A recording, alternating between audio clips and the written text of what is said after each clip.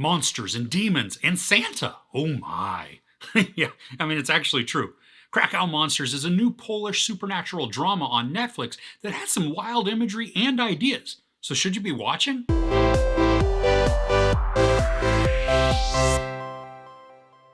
An elite group of students with supernatural powers sets out to stop ancient Slavic creatures from terrorizing present day Krakow. So, this show dives heavily into Slavic mythology, where old gods and demons threaten the world.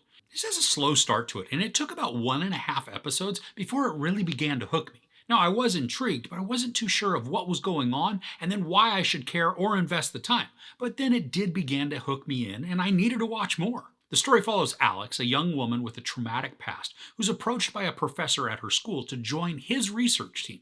Now, this isn't any normal research group, though. They are working to hopefully prevent the end of the world. The cinematography can be wonderful at times, and so can the camera work. The show employs some really well-executed, continuous takes that really help to immerse us in the narrative by never breaking from a character.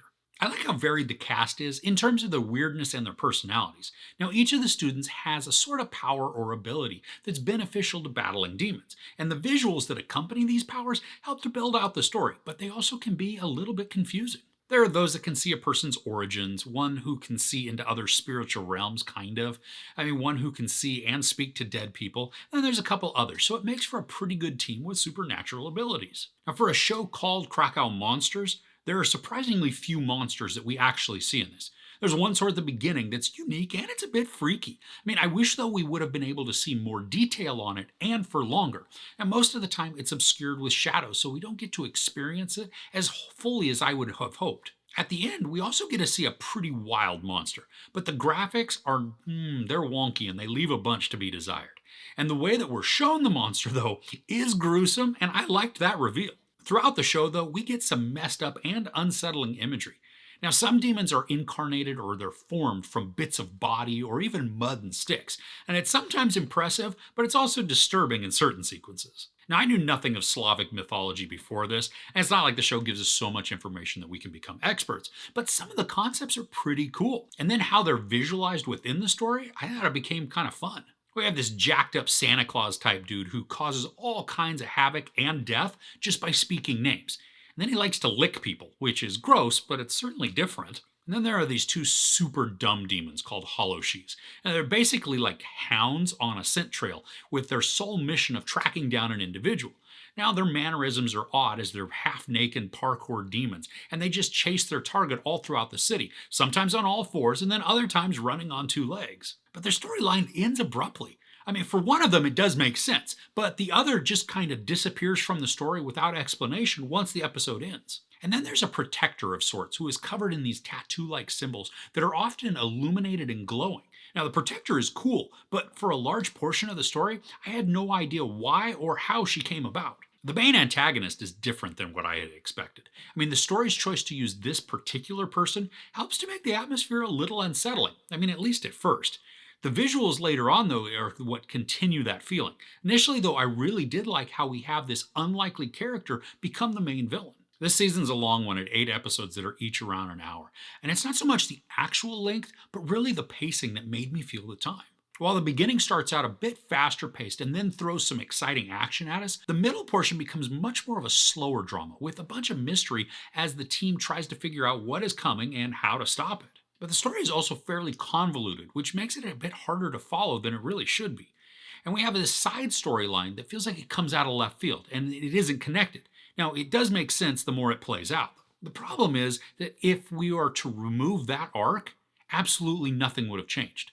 The story would still end up right where it does. No new information is uncovered through this side quest, so really in the end, while it does connect, it's useless, and then it only served as a time-wasting distraction. There's also a big unanswered question that I have regarding one of the characters, because we're slightly shown something just on the back of their neck that it raised my intrigue, but it's never examined. Now, maybe because of how this season ends, they're saving some things to build out the story in just new directions for a second season. I don't know. I think this could have been held as a limited series, and as long as they filled in just a few more details, it would have felt complete. Now, don't get me wrong, most of this is wrapped up and it does feel finalized, but before the season concludes, we're shown a scene that could make this go on. And if it does, hopefully, it's going to dive more in depth into the mythology and then use that to build the story. Now, if you're a fan of the series that was mercilessly canceled by Netflix called The OA, there are a couple of sequences in this where people are performing some movements, and there is no way that you can watch these without thinking of that mind bending series. Now, I liked the nod, and I hope that the show was purposely paying respect to it. So, overall, Cracow Monsters is a great show in concept with really interesting mythology as its backbone. Now, despite the actual lack of monsters, the characters are intriguing and the story does have some really good moments that kept me engaged. If the show was going for scary, it's not. It is dramatic and the imagery can be very visceral, gross, and disturbing, which adds to a foreboding atmosphere. The narrative is a little too complicated, adding unnecessary story arcs that don't effectively build on the tale. The dive into Slavic mythology was a highlight for me, and I'd love to have less angsty interactions and more focus on the lore. The graphics and effects are mixed, with some looking wonderful, especially when practical effects were used. And the series as a whole is also a long one, with pacing that fluctuates from tense and engrossing to one that drags and lingers ineffectively. If they create a second season, I'm really going to be there watching because I hope that they will lean more into the mythology. There's sex, a bunch of nudity, a lot of profanity, and some gruesome violence. I give Cracow Monsters 3 out of 5 couches. Are there any shows that feature mythology that you could recommend to me? Let me know in the comments below. If you enjoyed this review, please give it a like. Also, don't forget to share and subscribe. I'm Chris. This is Movies and Munchies. Thanks for couching with me.